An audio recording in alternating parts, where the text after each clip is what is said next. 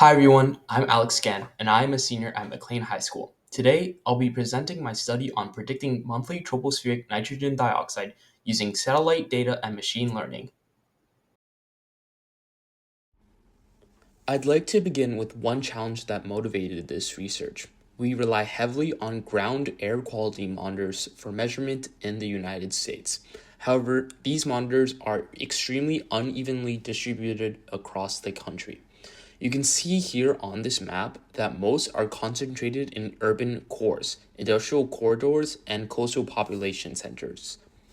Large regions of the United States, particularly in rural and suburban counties, have no direct ground-based measurements at all.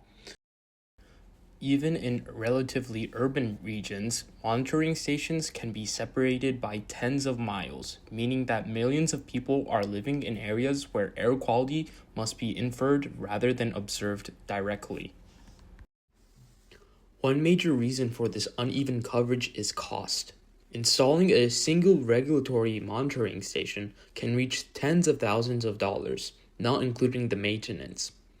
Even lower cost sensors, while more accessible, still range anywhere from a couple hundred to a couple $1,000s each. Because of that price barrier, many counties in the US, especially in rural and mountainous regions, simply don't have any monitors at all. This means that huge areas of the country are effectively invisible in official air quality reporting. Policies designed at the national scale rely on incomplete information, and communities with fewer monitoring resources may be overlooked when identifying pollution hotspots or health burdens. As such, there is a large motivation to integrate satellite data and machine learning. For my study, nitrogen dioxide was chosen as a key metric for air pollution. I chose this metric over other pollutants because of a few key reasons.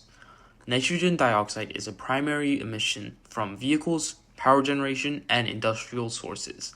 This makes it one of the strongest proxies we have for combustion and human activity patterns. Nitrogen dioxide also contributes heavily to respiratory and cardiovascular health burdens. It's associated with asthma hospitalization rates and premature mortality. And finally, nitrogen dioxide chemically transforms into ozone and particulate matter through secondary reactions in the atmosphere, meaning it influences a broader set of hazardous pollutants. So even if we cannot measure all pollutants directly, nitrogen dioxide is extremely informative and predictive for overall air quality risk. This research aimed to develop and evaluate a predictive model for county-level nitrogen dioxide concentrations in the Washington, D.C., Maryland, and Virginia area. The DMV was chosen for its diverse mix of urban, suburban, and rural counties, providing a good testbed for regional-scale environmental modeling. All satellite datasets and pre-processing were handled using Google Earth Engine, including cloud filtering and monthly regional extraction. Google Earth Engine's cloud tools made it possible to work with multiple satellite datasets at once and process large amounts of data quickly.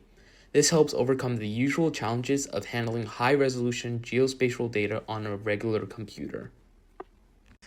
My target variable was monthly tropospheric nitrogen dioxide density collected by Copernicus Sentinel-5P.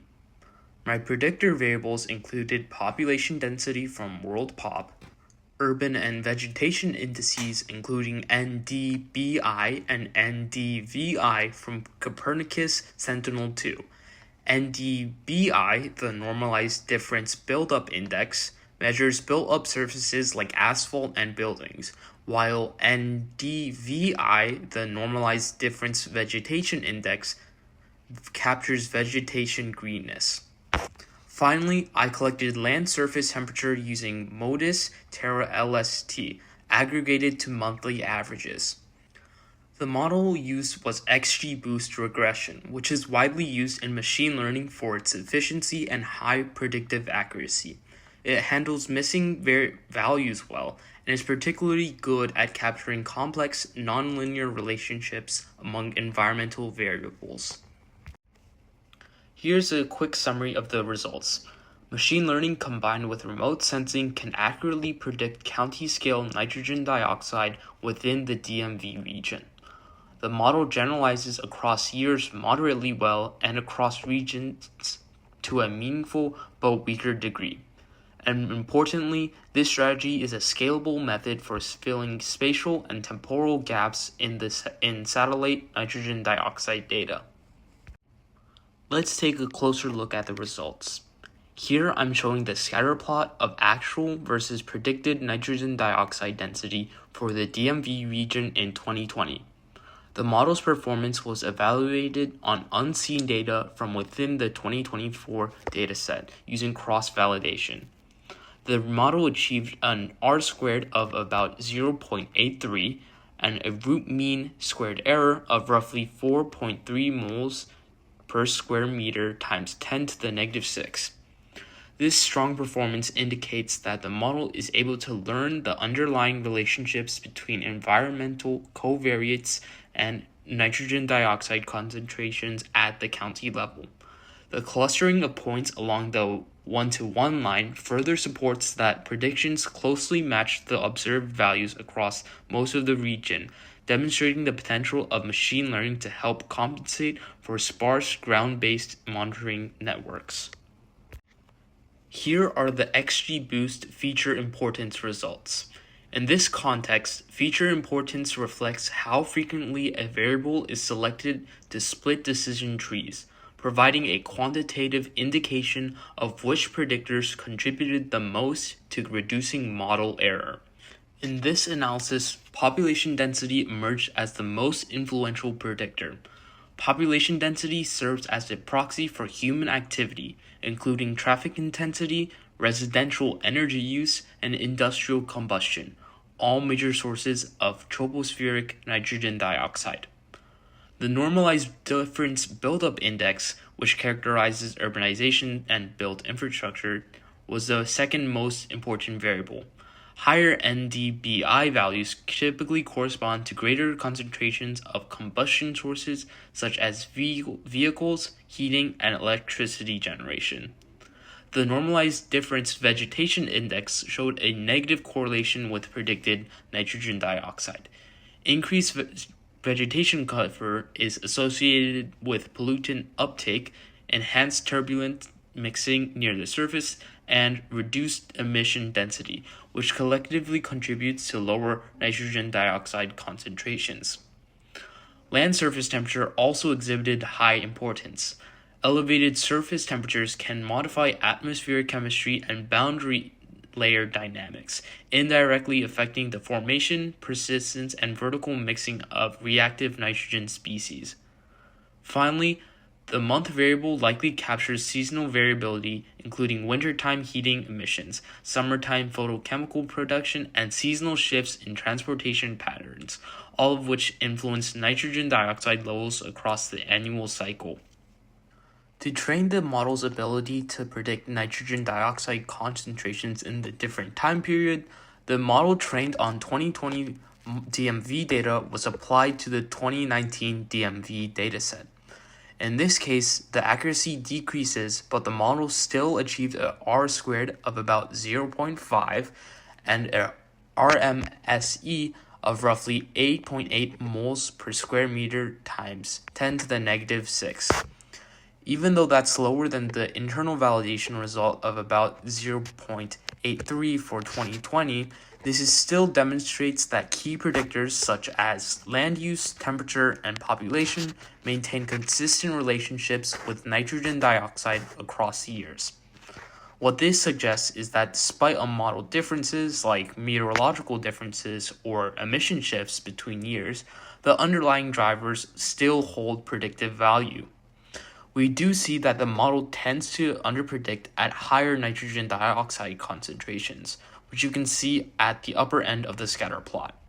This pattern may reflect real-world changes between 2019 and 2020 or other environmental factors that are not explicitly captured in the model. But overall, this temporal generalization is promising because it supports the idea that a machine learning-based estimator could potentially monitor pollutant trends over time rather than only fitting to a single year's emissions pattern. To evaluate the model's generalizability to an entirely new geographic area, the 2020 DMV trained model was applied to a 2020 Pennsylvania dataset. Applying the DMV trained model to Pennsylvania checks whether it transfers across geography, different density, land use, and industry, like it would in places with few monitors. Accuracy decreases significantly as expected, with the R-squared about 0.41 and a RMSE of roughly 11.5 moles per square meter times 10 to the negative 6. This lower performance reflects domain shifts across regions. Pennsylvania differs from the DMV in urban form, traffic intensity, and industrial activity, and also has a larger share of rural and semi-rural counties. Those characteristics are only partially represented in a model trained on the DMV. Even with those limitations, however, the model still captures over 40% of spatial nitrogen dioxide variability, which suggests that a meaningful level of transferability and potential usefulness for regions with limited ground-based monitoring. Looking at monthly nitrogen dioxide trends from 2018 to 2023, we see a very clear seasonal pattern as well as a strong COVID-19 signal. In general, winter months show higher nitrogen dioxide levels, partially because heating demand increases and stable air tends to trap pollution closer to the surface. Summer months show lower concentrations due to faster breakdown of nitrogen dioxide and stronger vertical mixing in the atmosphere. There's also a noticeable dip beginning around March 2020, which lines up with the start of COVID-19 lockdowns. Nitrogen dioxide continued dropping through the first reopening phase in mid-2020, and then gradually rose again throughout 2021 as economic activity restarted. The timing lines up with policy changes, reopening phases, and major shifts in transportation and mobility. From 2020 onward, nitrogen dioxide continued to normal seasonal behavior, although the peaks remain lower than before the pandemic. That could reflect longer-term changes, such as more remote work and differing commuting behavior. For example, data from 2020 showed that more than 40% of workers were still teleworking at least part-time, meaning fewer daily vehicle emissions compared to previous years. Continued monitoring will be needed to see if these lower peaks represent a lasting change. These findings show the model's ability to capture real-world temporal variability and nitrogen dioxide driven by both seasonal and large societal events. While the model performed strongly within the DMV training domain, accuracy dropped when transferred to a different year or region. This suggests the model is sensitive to local emissions patterns and meteorology, so region-specific calibration and some fine-tuning would likely improve external performance. Satellite data also introduce limitations. Satellite retrievals measure a vertical column of nitrogen dioxide rather than ground-level concentrations. That means column measurements don't always reflect the pollution people are actually exposed to, depending on mixing height and atmospheric conditions. Another limitation involves interpretability. XGBoost algorithms perform well, but they're not as transparent as other models. Future work could incorporate explainable AI methods such as SHAP to clarify how each feature contributes to predictions and allow more reliable interpretation, especially for policy applications.